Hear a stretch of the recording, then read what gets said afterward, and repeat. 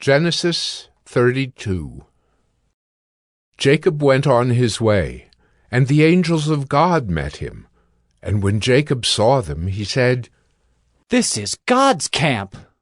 So he called the name of that place Mahanaim. And Jacob sent messengers before him to Esau his brother in the land of Seir, the country of Edom, instructing them, "Thus you shall say to my lord Esau, Thus says your servant Jacob, I have sojourned with Laban and stayed until now. I have oxen, donkeys, flocks, male servants and female servants. I have sent to tell my lord, in order that I may find favor in your sight." And the messengers returned to Jacob, saying, "We came to your brother Esau, and he is coming to meet you, and there are 400 men with him." Then Jacob was greatly afraid and distressed. He divided the people who were with him and the flocks and herds and camels into 2 camps, thinking, If Esau comes to the one camp and attacks it, then the camp that is left will escape. And Jacob said, O God of my father Abraham, and God of my father Isaac, O Lord, who said to me, Return to your country and to your kindred, that I may do you good. I am not worthy of the least of all the deeds of steadfast love, and all the faithfulness that you have shown to your servant. For with only my staff I crossed this Jordan, and now I have become 2 camps.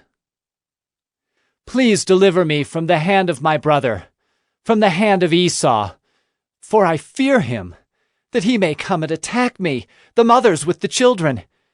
But you said, I will surely do you good, and make your offspring as the sand of the sea, which cannot be numbered for multitude." So he stayed there that night, and from what he had with him he took a present for his brother Esau, 200 female goats and 20 male goats, 200 ewes and 20 rams, 30 milking camels and their calves, 40 cows and 10 bulls, 20 female donkeys, and 10 male donkeys. These he handed over to his servants, every drove by itself, and said to his servants, Pass on ahead of me, and put a space between drove and drove. He instructed the first, When Esau my brother meets you and asks you, To whom do you belong? Where are you going? And whose are these ahead of you? Then you shall say, They belong to your servant Jacob. They are a present sent to my lord Esau. And, moreover, he is behind us. He likewise instructed the second and the third and all who followed the droves. You shall say the same thing to Esau when you find him, and you shall say, Moreover, your servant Jacob is behind us. For he thought, I may appease him with the present that goes ahead of me, and afterward I shall see his face. Perhaps he will accept me. So the present passed on ahead of him, and he himself stayed that night in the camp. The same night he arose and took his 2 wives, his 2 female servants, and his 11 children, and crossed the ford of the Jabbok. He took them and sent them across the stream and everything else that he had, and Jacob was left alone. And a man wrestled with him until the breaking of the day.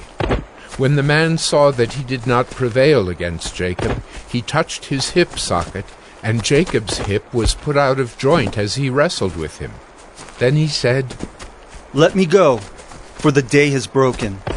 But Jacob said, I will not let you go unless you bless me. And he said to him, What is your name? And he said, Jacob. Then he said, Your name shall no longer be called Jacob, but Israel, for you have striven with God and with men, and have prevailed. Then Jacob asked him, Please, tell me your name. But he said, Why is it that you ask my name? And there he blessed him. So Jacob called the name of the place Penuel, saying, For I have seen God face to face, and yet my life has been delivered.